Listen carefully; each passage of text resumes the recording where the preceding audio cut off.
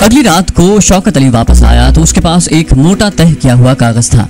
उसने कागज खोलकर मोमबत्ती की रोशनी में कमांडर शेरखान और शाहिद अली के सामने रख दिया और बोला कि ये जेल के अंदर का वो नक्शा है जो मैंने अपने आदमी की फराहम करदा मालूमात की रोशनी में बनाया है। ये वो फांसी की कोठरी है जहाँ ख्वाजा असदुल्ला को रखा गया है। इस कोठरी के इर्द गिर्द खारदार तारों की 4 दीवारी बनाई गई है जिसमें रात को बिजली छोड़ दी जाती है। दिन के वक्त जब ख्वाजा साहब को टहलवाने के लिए कोठरी से निकाला जाता है तो 3 फौजी उनके आगे और 3 पीछे होते हैं। 2 मुसल्लह फौजी उनके दाएं बाएं होते हैं। उसके बाद शौकत अली ने जेल के शब रोज के बारे में वो तफसीलात बताई जो अपने आदमी ने उसे बयान की थी। ये सब कुछ सुनने के बाद शौकत अली ने शेरखान और शाहिद अली से पूछा, क्या ख्याल है तुम्हारा? शाहिद अली बोला, मैं समझता हूँ कि ये मिशन काफी पेचीदा हो गया है, इसके लिए कोई मंसूबा काफी सोच विचार करके बनाना पड़ेगा। शेरखान ने कहा, जब तक जेल के अंदर के किसी आदमी का हमें ताउन मुयस्सर नहीं होता, हमारे लिए किसी भी मंसूबे पर अमल करना मेरे ख्याल में मुमकिन नहीं, खास तौर पर उन हालात में जो हमें बताए गए हैं। शाहिद अली ने कहा, लेकिन ख्वाजा साहब को भारतीय जेल से निकालना भी जरूरी है। अगर हमने ज्यादा देर कर दी तो भारतीय दरिंदे उन्हें जिंदा नहीं छोड़ेंगे और अगर वो शहीद हो गए तो हमारी तहरीक आजादी के लिए नाकाबिल तलाफी नुकसान होगा। शौकत अली ने कहा, तो फिर हमें क्या करना चाहिए?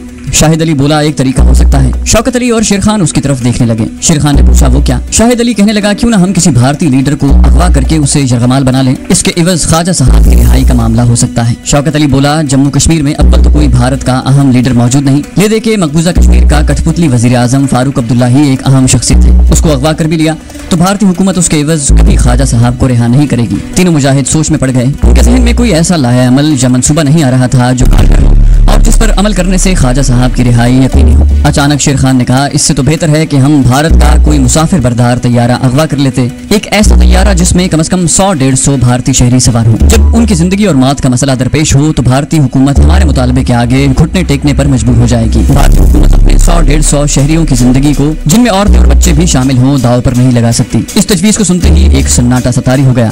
शौकत अली ने कहा, मैं इस तजवीज की हिमायत करता हूँ। इंडियन एयरलाइंस का कोई बोइंग मुसाफिर बरदार तैयारा अगवा करने में कामयाब हो जाते हैं तो ख्वाजा साहब को भारतीय हुकूमत अपने आप रिहा करने पर मजबूर हो जाएगी। इसके अलावा भारतीय हुकूमत पर अखबारात और मुसाफिरों के अजीजों और रिश्तेदारों का भी शदीद दबाव होगा। भारतीय हुकूमत इस शदीद दबाव के आगे ज्यादा देर नहीं ठहर सकेगी। शाहिद अली कहने लगा, इसमें सबसे बड़ा और मुश्किल मरहला ये है कि हम तैयारे में असलहे समेत कैसे दाखिल होंगे। बोइंग तैयारे भारत के बड़े शहरों से परवाज करते हैं, वहाँ सिक्योरिटी का जो जबरदस्त इंतजाम होता है उससे तुम लोग बखूबी वाकिफ हो। शौकत अली ने कहा, सबसे पहले तो हमें ये तय करना होगा कि हम किस शहर से तैयारे को हाईजैक करेंगे, उसके बाद सोचेंगे कि वहाँ की सिक्योरिटी से कैसे निपटा जा सकता है। आजकल इंडियन एयरलाइंस के बोइंग तैयारे भी अंदरूनी मुल्क परवाज करते हैं। मुल्क के एक कोने से दूसरे कोने तक परवाज करने वाले तैयारे होते हैं। मैं जानता हूँ कि आप दोनों तरबियत याफ्ता कमांडो हैं और तैयारों की हाईजैकिंग भी आपके लिए कोई मसला नहीं, लेकिन आप में से किसी को भी इसका अमली तजुर्बा नहीं है और तैयारे की हाईजैकिंग में कई टेक्निकल नुक्तों पर गौर करना होता है और फिर 2 आदमी इतने बड़े बोइंग तैयारे को हाईजैक नहीं कर सकते। शेरखान बोला, पहली बात यह है कि तजुर्बा अमल करने से ही होता है। दूसरी बात यह है कि हम सिर्फ 2 आदमी नहीं हैं, हमारे साथ कम से कम 3 और मुजाहिद भी होने जरूरी हैं। इनमें किसी ऐसे कमांडो मुजाहिद का मौजूद होना बहुत जरूरी है जो खा पायलट ना हो लेकिन उसने हवाबाजी की तरबियत जरूर हासिल कर रखी हो। गैर भी तैयारे को हाईजैक करने के बाद अपनी मर्जी के मुताबिक चलाया जा सकता है, लेकिन तैयारी की टेक्नोलॉजी और खास तौर पर कॉकपिट के अंदर की पेचीदा टेक्नोलॉजी से वाकफियत रखने वाले किसी मुजाहिद की मौजूदगी हमारे मिशन की तकवीत का बायस होगी। क्या किसी ऐसे मुजाहिद का इंतजाम हो सकता है? शौकत अली सोचने पर मजबूर हुआ और बोला, फौरी तौर पर ऐसा कोई मुजाहिद मेरे जहन में नहीं आ रहा, लेकिन हमें ऐसा कोई ना कोई नौजवान जरूर मिल जाएगा। तो मुझे 2-1 दिन की मोहलत दो, इस दौरान तुम्हारे लिए यही जगह सबसे महफूज रहेगी। शौकत अली चला गया। उसे गए हुए 2 दिन गुजर गए, तीसरा दिन भी गुजर गया। शाहिद अली ने शेरखान से कहा कि शौकत अली किसी ऐसे मुजाहिद की तलाश में निकल गया है जो तैयारे की टेक्नोलॉजी से वाकिफ है। शेरखान बोला, तुम्हें उसका इंतजार करना ही होगा क्योंकि हमारी पार्टी में किसी तरबियत याफ्ता टेक्निकल मुजाहिद का होना जरूरी है। चौथा दिन भी गुजर गया। चौथे रोज रात के पहले पहर में शौकत अली आ गया। उसके साथ एक गोरा चिट्टा खुश शक्ल मुजाहिद भी था। शौकत अली ने शेरखान और शाहिद अली से उसका तारुफ करवाते हुए कहा, ये मुजाहिद मीर हमजा है। ये इंडियन एयरलाइंस के ग्राउंड स्टाफ में 10 बरस मुलाजमत कर चुका है और तैयारा चलाने की तरबियत भी हासिल कर चुका है। दूसरी बात यह है कि मीर हमजा भारत के अहम शहरों के हवाई अड्डों के बारे में काफी मालूमात रखता है। ये सब लोग बैठ गए और मोमबत्ती की रोशनी में बातें करने लगे। मीर हमजा ने कहा, शौकत अली ने मुझे आपके मंसूबे के बारे में सब कुछ बता दिया है। मेरी राय ये है कि हमें किसी बड़े मुसाफिर बरदार बोइंग तैयारे को अगवा करने से गुरेज करना चाहिए। इसकी वजह यह है कि बड़े तैयारे में मुसाफिरों की तादाद 250 के करीब होती है और मुसाफिरों की इतनी ज्यादा तादाद हमारे लिए मुख्तलिफ मसाइल खड़े कर सकती है। शेरखान ने मीर हमजा से पूछा, लेकिन ये बात भी है कि मुसाफिरों की तादाद जितनी ज्यादा होगी भारतीय हुकूमत पर उतना ही ज्यादा दबाव पड़ेगा। मीर हमजा कहने लगा, ये आप ठीक कह रहे हैं, लेकिन जैसा कि मैं पहले कह चुका हूँ, इतने ज्यादा मुसाफिरों को संभालना मुश्किल हो जाएगा और हम पर तैयारे के अंदर किसी भी मुसाफिर के हमले का खतरा मौजूद रहेगा। शाहिद अली ने पूछा, फिर तुम क्या कहते हो?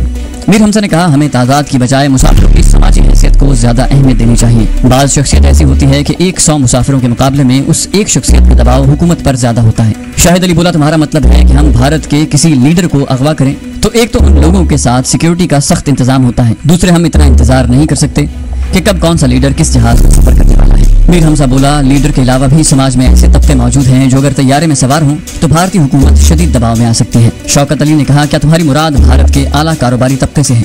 मीर हमजा ने बड़े संजीदा लहजे में कहा, मेरी मुराद भारत के कारोबारी VIP तबके से भी है, लेकिन उसके अलावा भी कुछ लोग हो सकते हैं। लेकिन ये सब बातें हम यहाँ बैठकर तय नहीं कर सकते। हमें भारत के किसी बड़े शहर में बैठकर ये सारा मंसूबा तैयार करना होगा, कोई ऐसा शहर जहाँ से बोइंग अंदरूनी परवाजों पर आते जाते रहते हो। शौकत अली ने शेर खान से कहा, मीर हमजा ठीक कह रहा है। शेर खान ने मीर हमजा से सवाल किया, तुम्हारे ख्याल में हमें किस शहर में जाना चाहिए? मीर हमजा सोचने के बाद बोला, दिल्ली, कलकत्ता और मद्रास, ऐसे बड़े शहरों से हमें गुरेज करना चाहिए। मेरी राय में हमें लखनऊ जाकर किस्मत आजमानी चाहिए। मैं लखनऊ के हवाई अड्डे पर 4 साल ग्राउंड सर्विस करता रहा हूँ। वहाँ के ग्राउंड स्टाफ से मेरी अच्छी खासी वाकफियत भी है और उनमें से किसी को मालूम नहीं कि मैं जहाद कश्मीर में शरीक हो चुका हूँ। वो यही समझते हैं कि मुलाजमत से अलग होने के बाद मैं बम्बई में अपना कारोबार कर रहा हूँ। लखनऊ एयरपोर्ट के ग्राउंड स्टाफ के जरिए हमारे रास्ते की कई रुकावटें दूर हो सकती हैं। मुजाहिद शाहिद अली ने शौकत अली की तरफ देखकर कहा, शौकत भाई, लखनऊ में हमें कोई खुफिया ठिकाना मिल सकता है क्या? हमारे लिए होटलों में ठहरना खतरे का बायस बन सकता है। शौकत अली बोला, मेरे भाई, भारत के हर शहर के मुसलमानों को कश्मीरियों की जद्दोजहद की आजादी से दिली हमदर्दी है और वो हर तरह से उनकी मदद करने को हर वक्त तैयार है। लखनऊ में भी दूसरे शहरों की तरह हमारा एक खुफिया ठिकाना मौजूद है जहाँ के मुजाहिद हमारे साथ पूरा ताउन करेंगे। मैं इन सब मुजाहिदों को जानता हूँ। अगर आपने लखनऊ को ही अपना हाइड आउट बनाने का फैसला कर लिया है तो मैं आपके साथ जाऊंगा। मीर हमजा कहने लगा, मैं तो लखनऊ से ही इस मिशन को शुरू करने का मशवरा दूंगा। शेर खान ने कहा, अगर तुम्हारा यही फैसला है तो हमें कोई एतराज नहीं। शाहिद अली ने भी इस फैसले की तायद की। उसके साथ ही कहा, लेकिन हमारे साथ मजीद कम से कम 2 मुजाहिद होने चाहिए। शौकत अली ने कहा, इसका इंतजाम लखनऊ में ही हो जाएगा। लखनऊ के मुजाहिद बड़े जाले मुजाहिद हैं और इतने पढ़े लिखे जरूर हैं कि अंग्रेजी में बातचीत कर सकते हैं। मीर हमजा ने कहा, आपका इस मिशन पर कब रवाना होने का इरादा है? शेर खान बोला, इसका फैसला तो शौकत भाई ही कर सकते हैं, हम तो आज ही रवाना होने को तैयार हैं। शौकत अली कहने लगा, मैं तो खुद इस मिशन को जितनी जल्दी हो सके शुरू करना चाहता हूँ ताकि अपने लीडर को जितनी जल्दी हो सके भारतीय फौज के मसालिम से निजात दिलाई जा सके। आखिर ये तय हुआ कि चारों मुजाहिद मुंह अंधेरे जालिंधर जाने वाली पहली लारी से रवाना हो जाएंगे। शौकत अली और मीर हमजा रात को ही चले गए। शेर खान और शाहिद अली मुंह अंधेरे खुफिया ठिकाने से निकलकर लारी अड्डे पर पहुंच गए। शौकत अली और मीर हमजा पहले ही से वहां मौजूद थे। ये चारों मुजाहिद अलग अलग होकर लारी में सवार हुए। शौकत अली का पहले लखनऊ जाने का ख्याल था, लेकिन अपने साथियों के जज्बात को देखते हुए वो भी उनके साथ ही रवाना हुआ। जालिंधर तक वो खैरियत से पहुंचे। खतरा सिर्फ इंटेलिजेंस वालों का ही हो सकता था, लेकिन चारों मुजाहिद जम्मू के देहातियों के भेस में थे, इसलिए उन पर किसी को शक न हुआ। जालिंधर से वो कलकत्ता जाने वाली ट्रेन में बैठ गए। लखनऊ में दूसरे दिन तीसरे पहर पहुंचे। लखनऊ स्टेशन की इमारत से बाहर आकर वो चारों एक जगह मिल गए। शौकत अली को मालूम था कि उन्हें किस जगह पहुंचना है। उन्होंने एक टैक्सी ली और दरियाए गोमती का पुल उबूर करके एक खास इलाके में से गुजरते हुए एक जगह आकर उन्होंने टैक्सी छोड़ दी और पैदल रवाना हुए। एक पब्लिक कॉल ऑफिस से शौकत अली ने अपने खास मुजाहिद को, जो लखनऊ की खुफिया तंजीम का लीडर था, फोन किया और उसे बुलाया। 10 मिनट के बाद खुफिया तंजीम का लीडर, जिसका फर्जी नाम हम अशरफ रख लेते हैं, वहाँ अपनी जीप लेकर पहुंच गया। चारों मुजाहिद जीप में बैठे और जीप उनके लखनऊ वाले खुफिया ठिकाने की तरफ रवाना हो गई। वहाँ उन्हें 3 और मुजाहिद भी मिले। चाय की एक प्याली पीने के बाद उनकी अहम तरीन मीटिंग शुरू हो गई। सबसे पहले ये फैसला किया गया कि लखनऊ आने वाली और लखनऊ से मुख्तलिफ शहरों को अंदरूनी मुल्क जाने वाली परवाजों का चार्ट हासिल किया जाए और ये भी देखा जाए कि करीब तरीन परवाजों में जिन मुसाफिरों की बुकिंग हो चुकी है उनमें कोई अहम शख्सियत है या नहीं। मीर हमजा दूसरे रोज लखनऊ के एयरपोर्ट पर गया और वहाँ अपने पुराने साथियों से मुलाकात की। उसने उन्हें बताया कि मैं कारोबार के सिलसिले में रात को ही बजरिया कार लखनऊ आया हूँ और चंद एक रोज यहाँ कयाम रहेगा। मीर हमजा दोपहर तक एयरपोर्ट पर रहा। इस दौरान उसने अंदरूनी मुल्क मुख्तलिफ शहरों को जाने वाली इंडियन एयरलाइंस की परवाजों का एक चार्ट भी हासिल किया और कुछ दूसरी जरूरी मालूमात भी हासिल की और खुफिया ठिकाने पर वापस आ गया। उसने परवाजों का चार्ट और उनकी चंद एक एडवांस बुकिंग की रिपोर्ट भी अपने मुजाहिदों शौकत अली, शेर खान और शाहिद अली के सामने रख दी। सबसे पहले उन्होंने ये देखा कि जारी हफ्ते के दौरान किन लोगों ने एडवांस बुकिंग करवाई है और इनमें फर्स्ट क्लास के कितने मुसाफिर हैं। इनमें 10 फर्स्ट क्लास के और 15 इकोनॉमी क्लास के मुसाफिर थे। इन सब में कोई अहम सियासी या कारोबारी या समाजी या फौजी शख्सियत नहीं थी। शौकत अली ने कहा, इसका मतलब है कि हमें 1 हफ्ता मजीद इंतजार करना होगा। शेर खान बोला, हमें अपना मिशन इतना लेट नहीं करना चाहिए, 1 हफ्ते में कुछ भी हो सकता है। शौकत अली बोला, मगर ये हमारी मजबूरी है शेर खान, हमें तो सिर्फ वही तैयारा हाईजैक करना है जिसमें भारत की कोई अहम तरीन समाजी, सियासी या कारोबारी शख्सियत सफर कर रही हो, जबकि हम पर यह शर्त भी आयद है कि हम बड़ा बोइंग तैयारा अगवा नहीं करेंगे। इस दौरान मीर हमजा बड़े गौर से परवाजों वाले चार्ट को पढ़ रहा था। अचानक उसने चार्ट पर एक जगह उंगली रखते हुए कहा, दोस्तों अब हमें 1 हफ्ता इंतजार नहीं करना पड़ेगा। सबने चौंक कर मीर हमजा की तरफ देखा।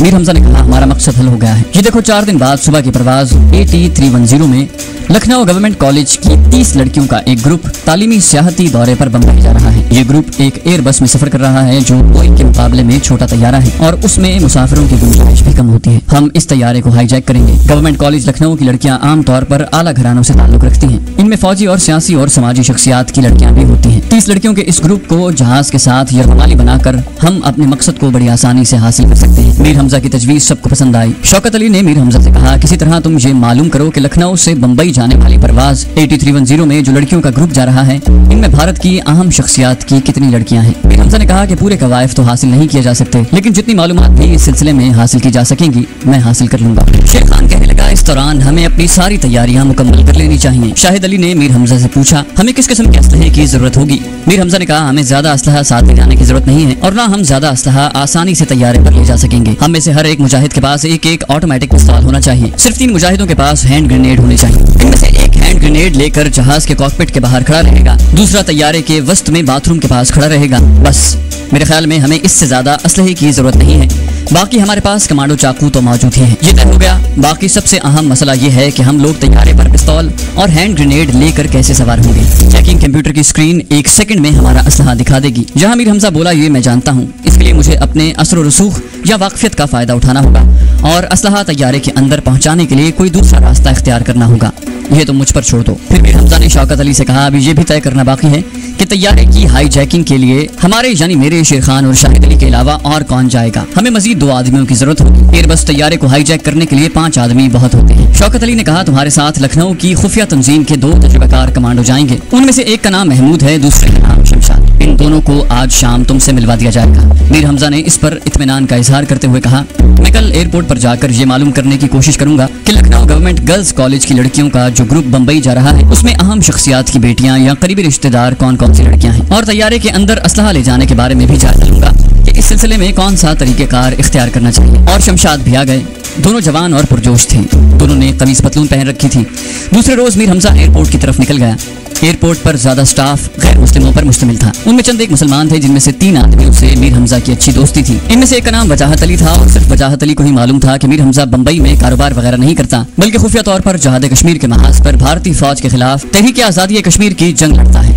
लेकिन ये राज वजाहत अली ने अपने तक ही रखा था। मीर हमजा ने उसे एतमाद में ले लिया हुआ था और उसे बता दिया था कि वो लोग इंडियन एयरलाइंस का तैयारा अगवा करके हुर्रियत कॉन्फ्रेंस के अहम लीडर ख्वाजा असदुल्ला को जेल से निकालना चाहते हैं। चुनाचे उस रोज मीर हमजा उसे जाकर मिला तो वो कस्टम्स के सेक्शन में अपनी ड्यूटी पर मौजूद था। उसने मीर हमजा को देखा तो इशारे से ऊपर दूसरी मंजिल पर कैंटीन में जाने के लिए कहा। मीर हमजा एयरपोर्ट की कैंटीन में आकर कोने में बैठ गया जो दूसरी मंजिल पर वाक़ थी।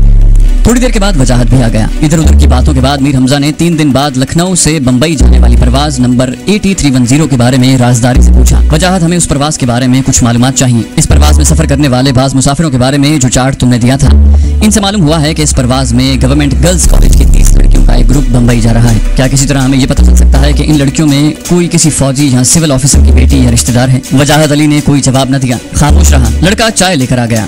उसने चाय प्यालियों में डाली और एक प्याली मीर हमजा के आगे सरकाते हुए बोला, ये मैं तुम्हें जहां नहीं बता सकता। मुझे इसके लिए ऑफिस में जाकर मुसाफिरों की पूरी फहरिस्त वाली फाइल देखनी पड़ेगी। तुम ऐसा करो कि शाम को 5 बजे इंपीरियल कॉफी हाउस में मेरा इंतजार करो।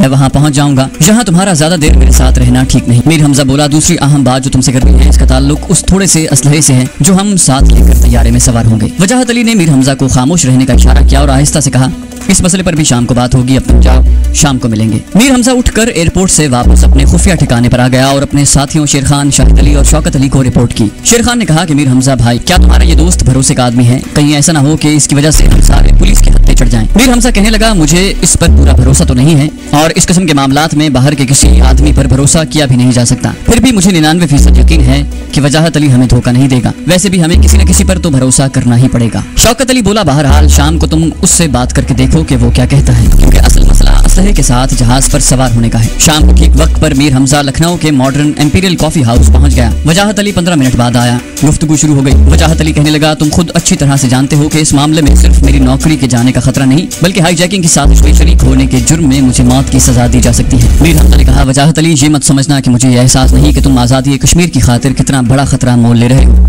हम सबको इसका पूरा पूरा एहसास है, लेकिन हमें यह भी मालूम है कि हमारी तरह तुम्हारे दिल में भी इस्लाम की शम्मा रोशन है और इस्लाम और कश्मीर के मजलूम मुसलमानों को उनका हक खुद इरादी दिलाने के लिए तुम भी हमारी तरह अपनी जान कुर्बान कर सकते हो, क्योंकि तुम्हारे अंदर गयूर मुसलमान जिंदा हैं। वजाहत अली ने धीमी आवाज में कहा, बस यही एक जज्बा है जिसने मुझे तुम्हारी मदद करने पर आमादा किया है। जहाँ तक असलहा ले जाने का ताल्लुक है, तुम्हें बखूबी मालूम है कि ये काम सबसे ज्यादा खतरनाक और नाजुक है, फिर भी मैंने तुम्हारी मदद की हामी भरी है, तो इस मरहले पर भी तुम्हारी मदद करूंगा। बैरा किसी दूसरे टेबल की तरफ जाते हुए कॉफी का ट्रे लेकर उनके करीब से गुजरा। दोनों खामोश हो गए। वजाहत अली बोला, यहाँ से उठकर छत पर आ जाओ। दोनों कॉफी हाउस की छत पर आ गए, जहाँ 6-7 मेजें लगी थी और चंद एक गाहक ही दूर दूर बैठे थे। वजाहत अली और मीर हमजा एक कोने में जाकर बैठ गए। वजाहत अली कहने लगा, इसके सिवा दूसरी कोई तरकीब नहीं है कि मैं तुम लोगों का असलहा अगर वो मुख्तसर है तो अपनी सर्विस किट में छुपा कर अंदर ले जाऊं। हमारी स्क्रीन चेकिंग नहीं होती, कोई सिक्योरिटी गार्ड अचानक मेरी किट खुलवा कर देख ले तो देख ले, लेकिन ऐसा कभी हुआ नहीं और ना होने की उम्मीद है। तुम लोग अपने साथ किस किस्म का और कितनी तादाद में असलहा ले जाना चाहते हो? मीर हमजा कहने लगा, हमारे पास बड़ा मुख्तसर असलहा होगा। हम 5 मुजाहिद होंगे, हर एक के पास एक चाकू, एक ऑटोमेटिक पिस्टल और 3 दस्ती बम होंगे। वजाहत अली बोला, तुम्हें कमांडो चाकू ले जाने की जरूरत नहीं है, पिस्तौल ही काफी होंगे। तुम ऐसा करो कि जिस रोज तुम्हें जहाज में सवार होना होगा, तुम एक रात पहले मेरे मकान पर असलहा छुपा कर ले आना। मैं उसे अपनी सर्विस किट में छुपा लूंगा और दूसरे दिन अपने साथ एयरपोर्ट पर ले जाऊंगा। ये बताओ कि क्या तुमने AT-310 परवाज वाली एयरबस को हाईजैक करने का फैसला किया है? अगर उस परवाज में जो लड़कियां जा रही हैं उनमें मुल्क के फौजी अफसर या किसी बड़े सिविल अफसर की बेटी शामिल है, तो हम उसी जहाज को हाईजैक करेंगे, क्योंकि इनकी वजह से हम भारत सरकार पर भरपूर दबाव डालकर अपने लीडर की रिहाई का मामला तय कर सकते हैं। तुम इन लड़कियों के बारे में क्या मालूमात लाए हो? वजाहत अली ने कहा, मेरी मालूमात के मुताबिक लखनऊ गवर्नमेंट गर्ल्स कॉलेज की इन 30 लड़कियों में से 4 लड़कियों का ताल्लुक फौजी घरानों से है और 3 लड़कियां मुख्तलिफ सरकारी अफसरों की बेटियां हैं। बस हम यही चाहते थे।